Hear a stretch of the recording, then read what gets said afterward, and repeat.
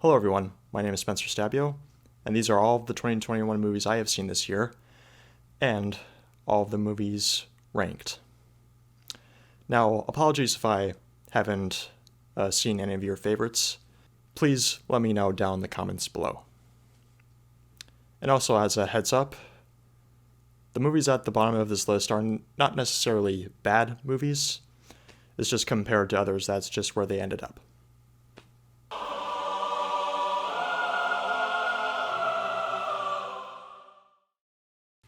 Kicking us off at number 15 is The Tomorrow War, starring Chris Pratt. Now, this was like a fun popcorn movie. There was a lot of decent action, and especially in the third act, personally, I felt. And it's a good movie to kill time. It's nothing really deep. It's your typical summer blockbuster movie. And, it has a likable lead, and I like Chris Pratt.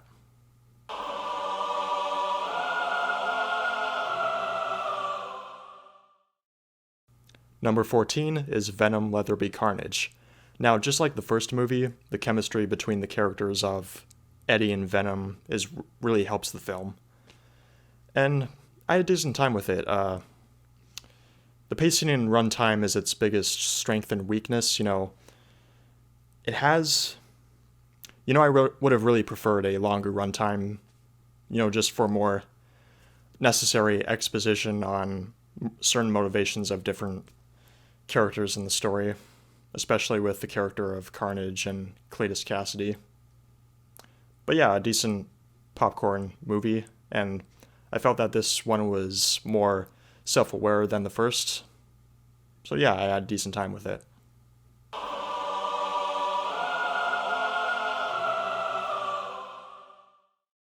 Number 13 is Godzilla vs. Kong. I thought this was a fun movie. It had a lot of great fights, amazing visuals, just another popcorn movie. The plot is, Godzilla vs. Kong. What do you really expect? I guess. And also I felt there were more interesting characters compared to the other, MonsterVerse films. Yeah, simple plot, nothing too groundbreaking, but you know what? It was a fun time.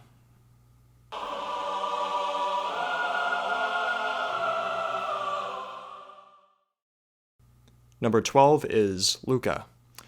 Pixar movies are usually pretty good, and this one was, it was a simple pleasure, beautiful animation as is expected by a studio like Pixar. And, it doesn't really have, much depth. With, animated films specifically pointed towards kids, you don't really expect a really deep movie. But there have been other Pixar movies that have a lot of story and a lot of depth, but still manage to be targeted towards kids. So compared to those, it's not like a great movie in my opinion, but you know what? It was. I personally thought it was decent.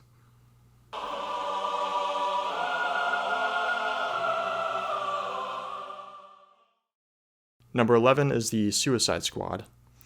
Now, this one compared to the first Suicide Squad movie, this one has lots of color and character, and I felt like some of the pacing and comedy didn't always work, but you know what? It had heart, some decent funny bits, and intriguing character work with a few.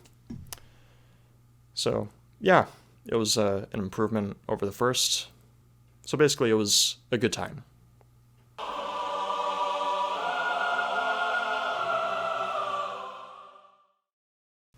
Number 10 is Free Guy. I really felt this was an endearing movie, for those who love video games, and the cast is fairly good all around, especially Ryan Reynolds. And I also felt the two other characters in the film I thought were good too, like the programmers. And I had a lot of decent comedy there, although the comedy The comedy doesn't always land, at least for me, but yeah, an endearing movie nonetheless about video games.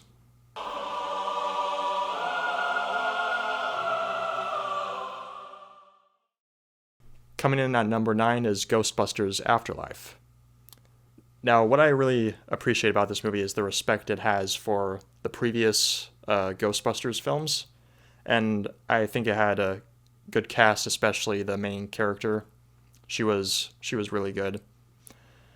And I guess a weakness for this movie is it's pretty nostalgia heavy, like it relies on a lot of nostalgia, where it was almost basically the same plot as the first Ghostbusters movie.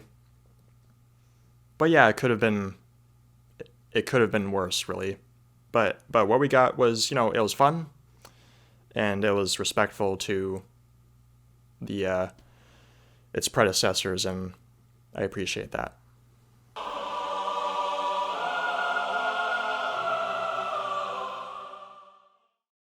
Number 8 is Nobody.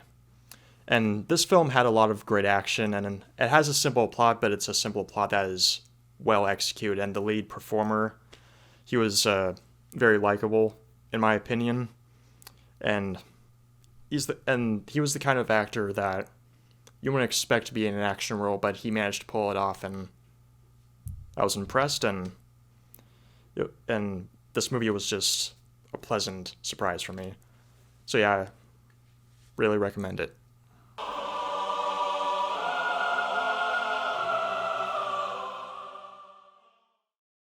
Number 7 is Nightmare Alley, directed by Guillermo del Toro. Now, this movie has a really good cast: Bradley Cooper, Cate Blanchett. I mean, yeah, and also based on some pretty interesting source material, and it's just like a great noir thriller. And me, as someone who's interested in editing, I felt that this movie could have been chopped up a bit more. This movie clocks in at 2.5 hours, and I felt there were some scenes that could have been cut shorter that kind of dragged on, see, but nonetheless, a really good thriller.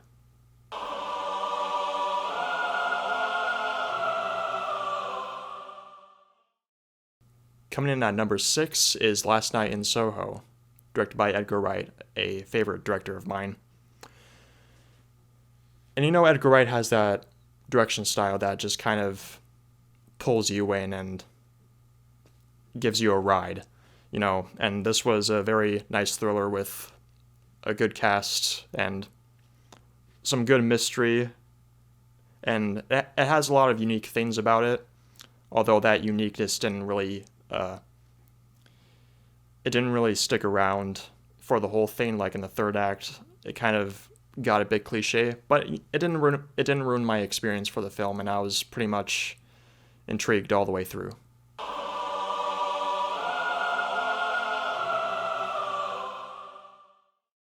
Coming in at number 5 is Belfast.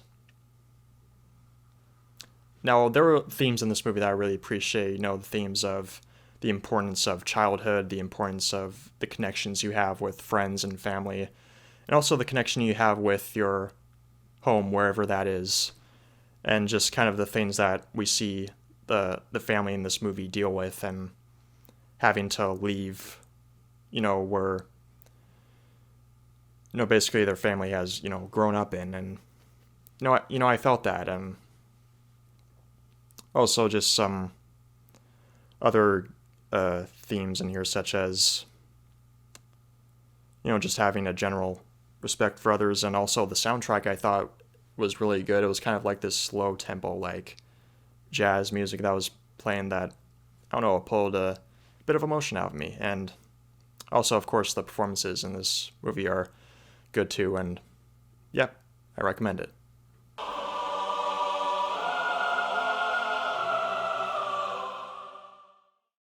Coming in at number 4 is A Quiet Place Part 2. Now, this was a very good sequel in my opinion, and managed to be on par with the first. It expanded the world, and the intensity was still there, and the acting, of course, is good. And also, like, as as I've mentioned, I'm interested in editing, and the editing of this movie overall was very good. Like, we're jumping back and forth from two different places, and I thought the whoever was responsible for editing this movie did a very good job, as we see both like stories progress forward in a smooth and nice way. And as someone who is interested in editing, I appreciate that.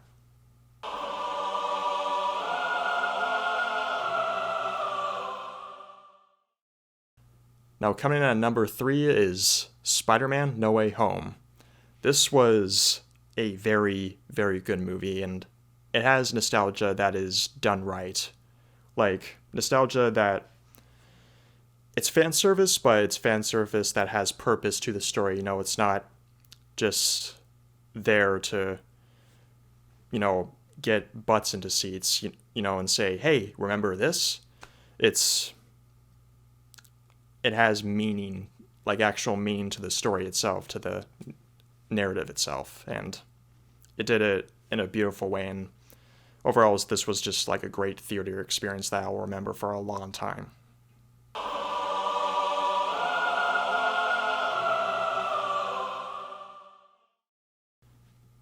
Now, number 2 is Dune. I mean, just fantastic visuals. It was really immersive, and a great soundtrack by Hans Zimmer, and of course the cast is good all around. This was, I thought, a really good adaptation of the book, and yeah, I mean, I get it, it's not a movie for everyone. I mean, it's a slow burn of a movie, I get it, but I felt that the slowness of it allowed the audience or me to just take in the different factions of this universe and world, and just like the rules of it all and the motivations behind people. And yeah, I thought it all culminated into a very good, very, very, very good movie.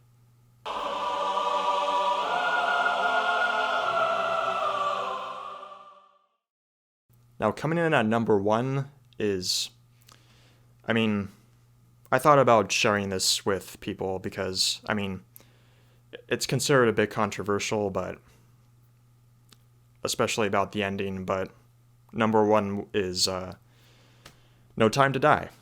And as just a Bond fan, as someone who grew up with watching these movies, helping me get interested in filmmaking and cinema, I felt like for this iteration Bond in particular that the send-off was fitting. And of course, the cinematography was really good, as with the most recent Bond films. And yeah, there was just a lot of things in here as like a Bond fan that it's just really endearing to me. And of course, it's not a perfect movie. In retrospect, there's some motivations that aren't really clear, and some things in the plot that could have been worked into it better. But just seeing Bond kick ass for one last time, Daniel Craig's Bond, that is, it was great to see. And yeah, just something from my generation that is now over. And yeah, the experience with seeing this movie with my parents, it was good to me. So that's my movies of 2021 ranked. Again, if there's any I've missed, please leave them down in the comments below and leave some suggestions. I'm interested in what your lists are. So yeah, thank you for watching. I hope you all have a good day.